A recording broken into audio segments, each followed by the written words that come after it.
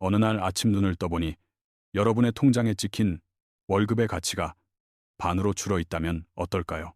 아니, 정확히 말하면 통장의 숫자는 그대로인데 그 돈으로 살 수 있는 물건이 절반으로 줄어든 상황 말입니다.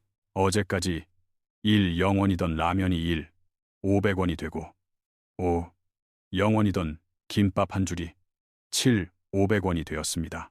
주유소 휘발유 가격은 리터당 500원을 넘어섰고 마트에서 가볍게 장을 봤는데 영수증에는 10만 원이 훌쩍 찍혀 있습니다. 공포 영화 같은 이야기라고 생각하십니까?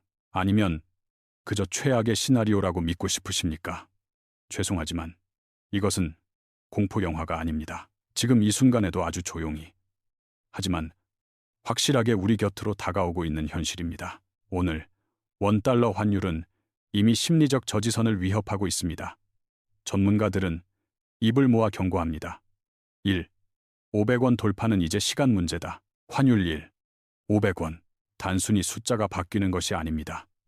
이 마지노선이 무너지는 순간 여러분이 알던 대한민국 경제는 완전히 다른 국면으로 진입합니다. 여러분의 지갑에서, 매일 먹는 식탁에서, 출근길 주유소에서, 그리고 여러분 자녀의 미래에서 상상하지 못한 일들이 벌어질 것입니다. 오늘 영상은 단순한 경제 전망이나 뉴스 브리핑이 아닙니다. 다가오는 고환율 쇼크 속에서 내 자산을 지키기 위한 생존 매뉴얼입니다. 지금부터 들려드릴 이야기를 끝까지 들으신다면 내일 아침 은행 문이 열리자마자 여러분이 가장 먼저 해야 할 일이 무엇인지 정확하게 알게 되실 겁니다. 사실 환율이라는 단어는 대부분의 사람들에게 그렇게 피부에 와닿지 않습니다. 주식 투자자들은 코스피 지수를 매일 확인하고 부동산에 관심 있는 분들은 아파트 호가를 들여다보지만 환율은 마치 저 멀리 있는 수출 기업이나 전문가들의 영역처럼 느껴지곤 하죠. 하지만 여러분이 그 숫자에 무관심한 사이 엄청난 변화가 이미 시작되었습니다. 불과 몇 달 전인 2025년 7월만 해도 환율은 350원대였습니다. 그런데 넉 달 만에 470원을 훌쩍 넘어섰습니다. 120원. 누군가는 고작 120원. 오른 게 대수냐? 라고 반문할지도 모릅니다. 편의점, 껌. 한 통값도 안 되는 돈이니까요. 하지만 이것은 치명적인 착각이자 함정입니다. 구체적인 예시를 들어보겠습니다. 미국에 유학 보낸 자녀에게 매달 생활비로 3명 달러를 송금하는 부모님이 계십니다. 지난 7월에는 405만 원이면 충분했습니다. 하지만 지금은 440만 원이 필요합니다. 같은 3영 달러를 보내는데 앉은 자리에서 35만 원이 더 증발한 겁니다. 이걸 1년으로 계산하면 420만 원이 넘습니다. 웬만한 직장인의 한 달 월급이거나 중형차 한 대의 1년 할부금이 공중분해된 셈입니다. 반대로 생각해보면 더 끔찍합니다. 여러분이 한국에서 열심히 일해서 번일 0만 원을 달러로 바꾼다고 가정해봅시다. 7월에는 약 380달러를 손에 쥐을 수 있었지만 지금은 800달러밖에 받지 못합니다. 여러분이 아무것도 하지 않고 숨만 쉬고 있었는데 여러분의 노동 가치가 국제시장에서 580달러, 약 80만 원 가까이 삭감된 것입니다. 이것이 바로 환율 상승이 무서운 이유입니다. 여러분의 월급을 몰래 훔쳐가는 보이지 않는 도둑이기 때문입니다. 그렇다면 도대체 왜 이런 일이 벌어지고 있는 걸까요? 이 현상을 이해하려면 2020년 초 코로나 팬데믹 초기 마트 풍경을 떠올려 보십시오. 기억나십니까? 라면이 동나고 화장지가 품귀 현상을 빚었습니다. 사람들이 미친 듯이 카트에 물건을 담았습니다. 진짜 당장 먹을 라면이 없어서였을까요? 진짜 화장지가 떨어져서였을까요? 아닙니다. 불안 때문이었습니다. 남들이 사니까 나도 산다. 나중에 물건이 없어지거나 비싸질까봐 미리 사둔다. 이 집단적인 공포 심리가 멀쩡하던 물건을 동나게 만들고 가격을 폭등시켰습니다. 지금 외환 시장에서도 정확히 똑같은 일이 벌어지고 있습니다. 겉으로는 수요와 공급의 법칙이 작동하는 정상적인 시장처럼 보이지만 그 속을 들여다보면 달러 사재기가 벌어지고 있습니다. 한국은행과 무역협회의 데이터를 분석해보면 충격적인 사실이 드러납니다. 수출 기업들이 달러를 벌어들였는데 이걸 원화로 바꾸지 않습니다. 그냥 통장에 쌓아두고 있습니다. 환율이 더 오를 것 같다는 불안감 때문입니다. 실제로 2025년 3분기 기준 국내 기업의 외화 예금 잔액은 역대 최고 수준인 100조 원을 넘어섰습니다.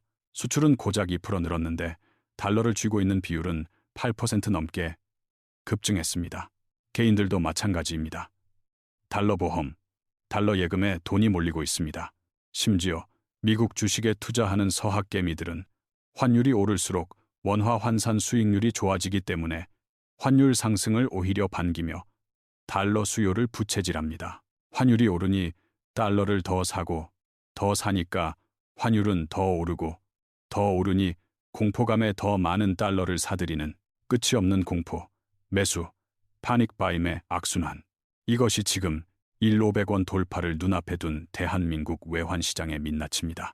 환율이 1,500원을 뚫으면 경제 교과서에 나오는 이론들이 아니라 여러분의 삶을 직접 타격하는 도미노 게임이 시작됩니다. 가장 먼저 쓰러지는 블록은 에너지입니다.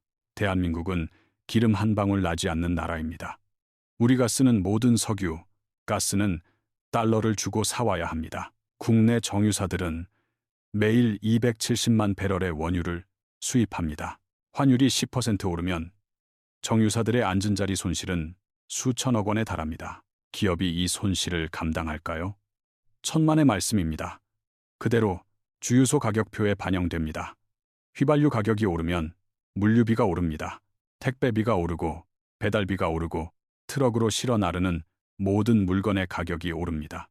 두 번째 블록은 식탁입니다. 나는 차도 없고 해외여행도 안 가니까 상관없어 라고 생각하신다면 큰 오산입니다. 여러분이 오늘 점심에 드신 칼국수, 저녁에 끓여 먹을 라면, 아이 간식으로 산 과자, 이 모든 것의 원료인 밀가루, 설탕, 옥수수는 대부분 수입입니다.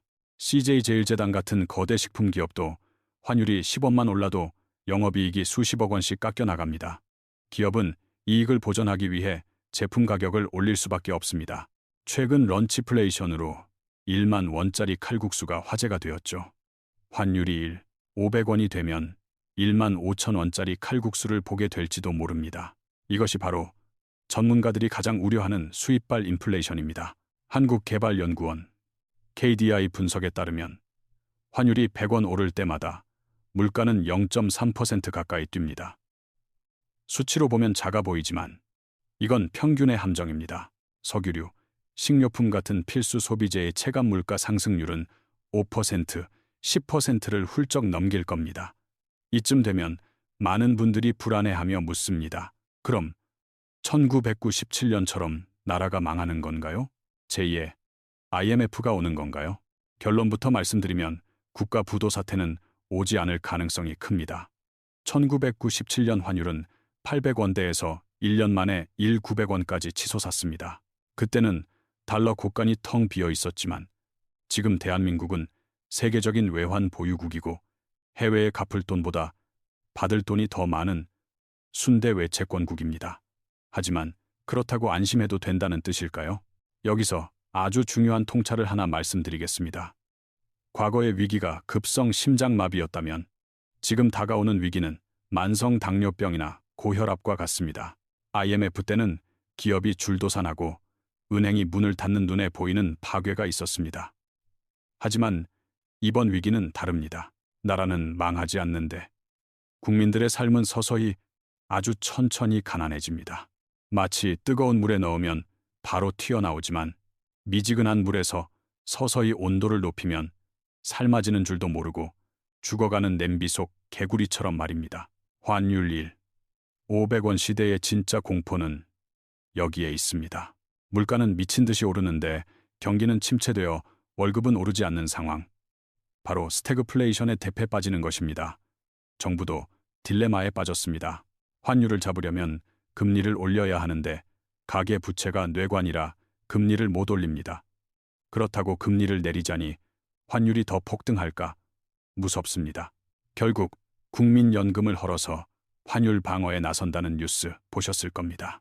우리의 노후 자금을 헐어서 당장의 환율을 막겠다는 건데 이것 역시 임시 방편일 뿐 근본적인 해결책은 아닙니다. 자, 이제 분석은 끝났습니다. 중요한 건 그래서 내가 지금 당장 뭘 해야 하는가? 입니다. 환율 1. 500원 시대를 대비하는 구체적인 행동, 강령 4가지를 제안합니다. 첫째, 자산의 20%는 무조건 달러로 보유하십시오. 지금 1. 470원인데 너무 고점 아닐까요? 라고 묻는 분들이 계십니다. 하지만 환율은 신의 영역입니다. 1. 600원, 1. 700원이 되지 말라는 법이 없습니다. 달러는 단순한 투자가 아니라 내 원화 자산의 가치 하락을 방어하는 보험입니다. 달러 예금, 미국 채권, 미국 ETF, 형태는 상관없습니다. 원화 몰빵 투자는 이제 자살 행위와 같습니다.